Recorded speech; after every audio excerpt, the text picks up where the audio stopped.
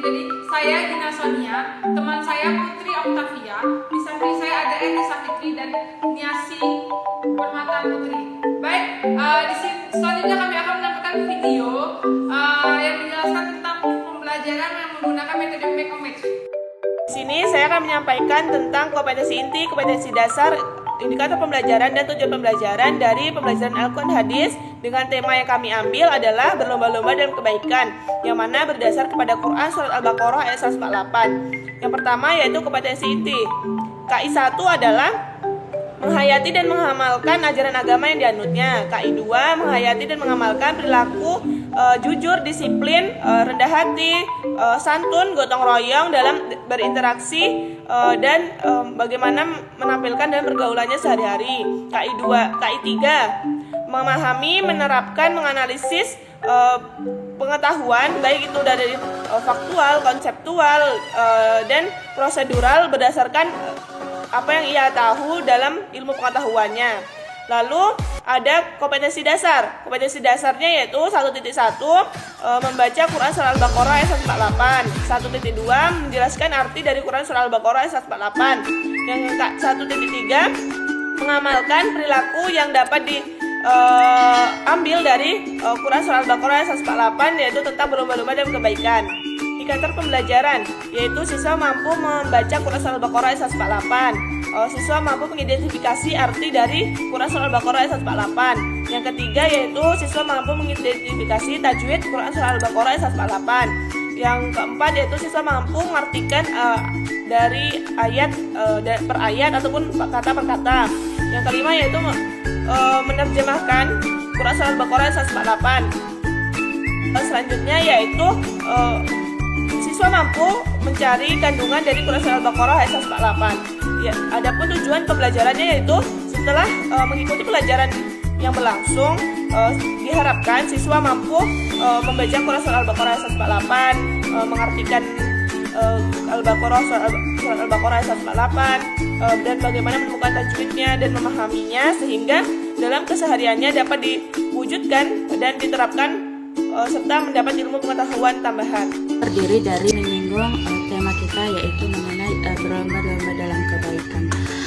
Dalam firman Allah pada surah Al-Baqarah ayat 148 yang artinya dan tiap-tiap umat mempunyai kiblatnya sendiri yang dimana ia menghadap kepadanya.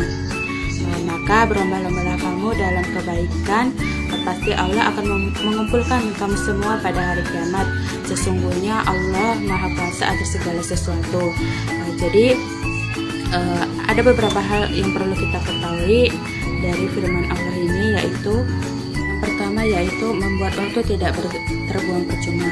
Sebagai umat muslim kita dianjurkan untuk selalu berlomba-lomba dalam kebaikan. Sebagai umat muslim kita harus hanya terfokus kepada amalan-amalan kebaikan yang akan kita lakukan nantinya, sehingga waktu-waktu kita, baik itu waktu luang sekalipun waktu sibuk, tidak akan terbuang sia-sia. Hal ini juga tertuang pada surah Al-Insyirah ayat 7 yang artinya apabila kamu telah selesai dari suatu urusan, tetaplah bekerja untuk urusan lain. Kemudian yang kedua, energi kita akan tersalurkan kepada hal-hal yang positif. Karena ketaatan kita atas perintah Allah Subhanahu wa taala, maka kita akan selalu diarahkan kepada hal-hal yang positif, di mana kita akan selalu berupaya bagaimana memanfaatkan waktu yang ada. Seperti tadi, baik waktu sibuk maupun waktu luang sekalipun, kita akan pergunakan sebaik mungkin. Kita berpikir bahwa jika kita menyia-nyiakan waktu yang ada, maka rasanya akan sia-sia, sehingga sebisa mungkin kita akan memanfaatkan waktu itu untuk kegiatan-kegiatan positif nantinya.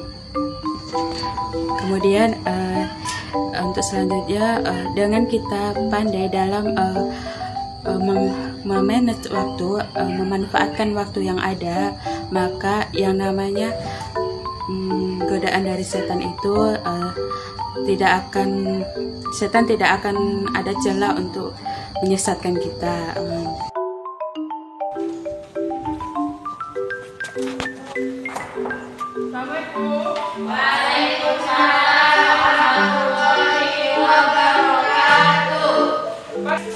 Assalamualaikum warahmatullahi wabarakatuh.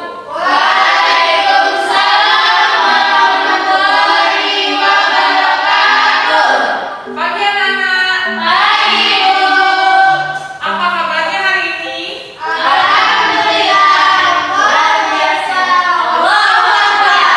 Wah, semangat sekali ya. Kayaknya pagi ini tepat sekali mau masuk di kelas yang cantik ini, di kelas apa namanya?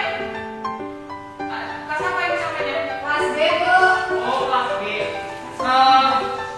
Baiklah. Sebelum Ibu memulai pelajaran pada pagi hari ini, Ibu harap kalian semua memperhatikan apa yang Ibu jelaskan, karena nanti di pertengahan akan Ibu berikan kuis. Baik, sebelum memulai pelajaran pada pagi hari ini, Ibu akan mengabsen anak-anak sekalian. Yang pertama, Emma Febrianti. Hadir, Bu. Yang kedua, Elisa Fitri. Hadir, Bu. Yang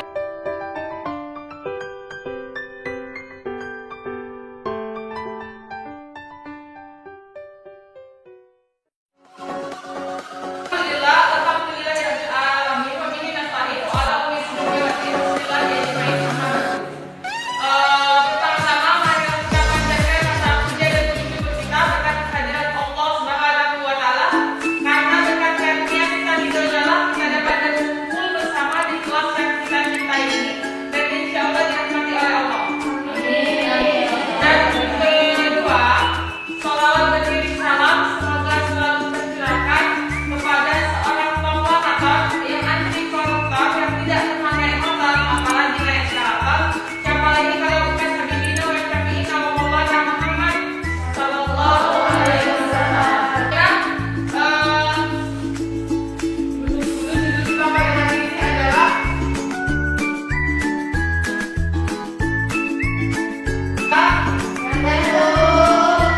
Nah, di sini materi kita pada hari ini adalah berlomba-lomba berbuat kebaikan. Nah, jadi ada sebuah dalil pada surat Al-Baqarah ayat 148 menjelaskan bahwa tiap-tiap umat mempunyai kiblatnya dan menghadap kiblat kepadanya. Maka berlomba-lombalah kalian dalam berbuat kebaikan. Dimanapun kalian berada, kalian akan dikumpulkan. Sesungguhnya Allah Maha Kuasa atas segala sesuatu. Dari hadis tersebut dapat diambil ibrah atau dapat diambil hikmah bahwa Allah memerintahkan kita untuk selalu berbuat kebaikan, untuk selalu berbuat baik sebelum memiliki batas-batas waktu. Hikmah kebaikan ada banyak, di antaranya dengan kita berbuat baik, kita akan memperoleh atau kita akan menuai apapun yang perbuatan yang telah kita lakukan. Nah, di sini ada yang tahu di antara kalian kenapa kita harus berbuat baik? Ada 3 alasan kita harus berbuat baik. Bagi ada yang tahu apa saja alasan kenapa kita harus berbuat baik? Ella? Saya dulu bisa jadi istri, bisa jadi istri, bisa jadi juga. Tapi yang utama alasan kita berbuat baik karena waktu kita hidup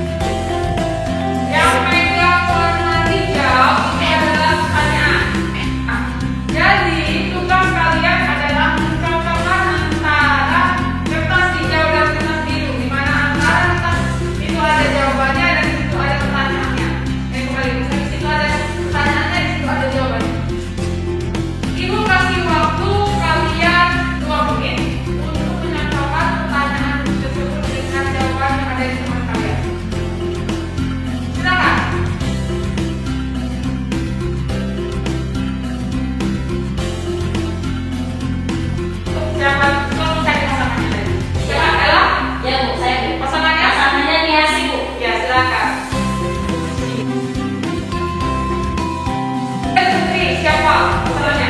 Sri Dewo. Iya.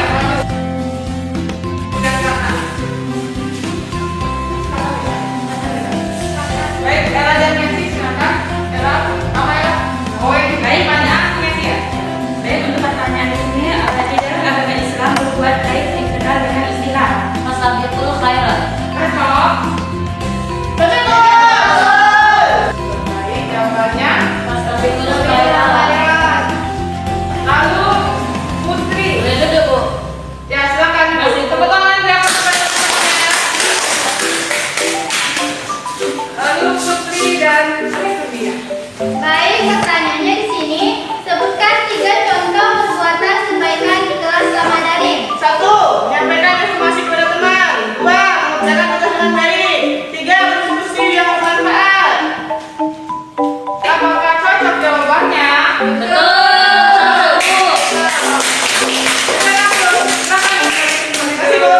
Iya. Lalu Eki, silakan. Mengapa kita mesti menyegerakan amal dan fastabiqul khairat? Karena aset waktu yang kita miliki hanyalah waktu saat ini. Apa yang terjadi nanti dan esok hari kita tidak tahu.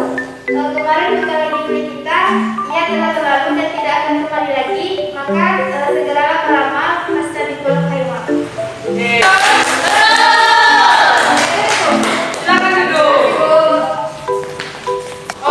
Baik, dari materi yang telah Ibu sampaikan tadi dan dari metode tulis yang Ibu berikan tadi, apakah anak-anak sudah paham? Apakah masih ada pertanyaan atau masih ada kejanggalan hatinya? Boleh bertanya? Sudah, Bu. Cukup. Jadi kesimpulan dari materi kita pada hari ini bahwa di dalam Quran surat Al-Baqarah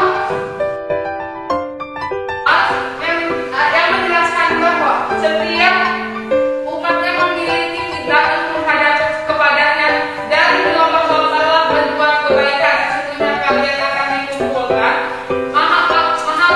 Allah Maha Kuasa lagi Maha Bijaksana. Kita manusia di muka bumi ini memiliki waktu yang singkat dan rentan. Dan itu hal tersebut dikatakan saat lomba-lomba dalam kebaikan, seorang muslim akan terfokus dan amalan yang baik. Kita hendaknya selalu berbuat baik karena kita tidak tahu waktu kita singkat di dunia ini. Baiklah, mungkin inilah materi yang dapat disampaikan pada hari ini. Kita lanjutkan minggu depan. Apabila pada hari ini ada melakukan kesalahan atau salah kata, Ibu minta maaf dan mohon ampun kepada Allah.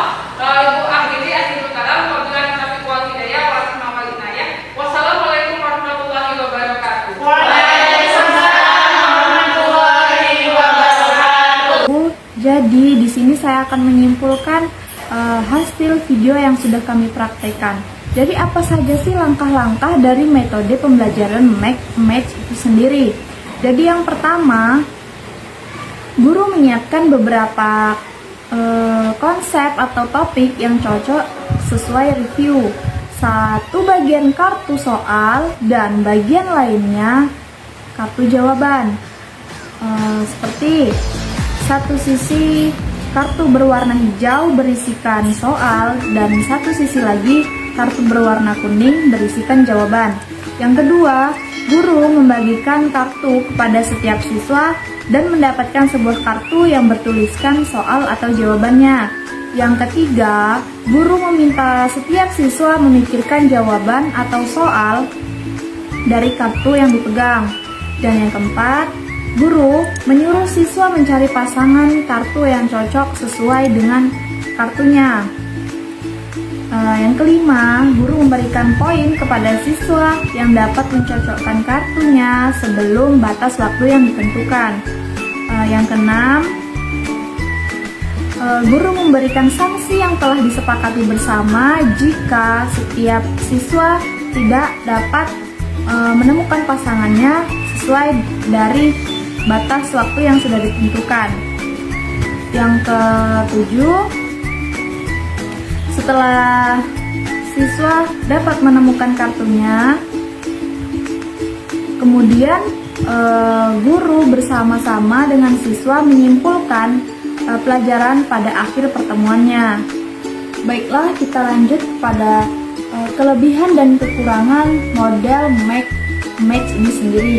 Jadi, model pembelajaran Match ini memiliki kelebihan. Yang pertama, dapat meningkatkan aktivitas belajar siswa, baik secara kognitif maupun fisik. Yang kedua, karena ada unsur permainan, jadi metode ini sangat menyenangkan. Yang ketiga, meningkatkan pemahaman siswa terhadap materi yang dipelajari dan dapat meningkatkan motivasi belajar siswa. Yang keempat, efektif sebagai sarana melatih keberanian siswa untuk tampil presentasi. Dan yang kelima, efektif melatih kedisiplinan siswa menghargai waktu untuk belajar. Selanjutnya ada kekurangan dari metode pembelajaran Match ini.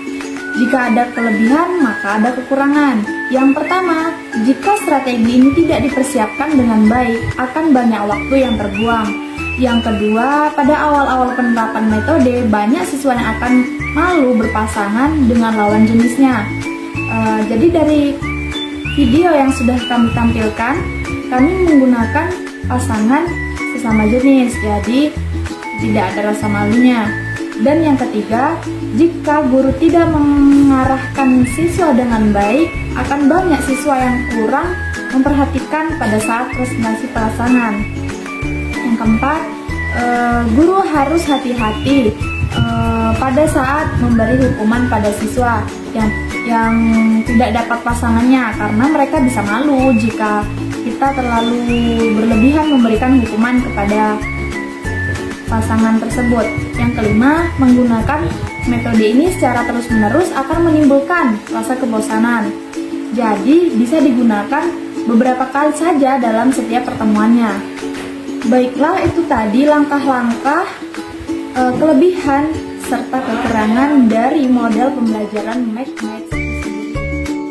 No matter what I say, keeping you close.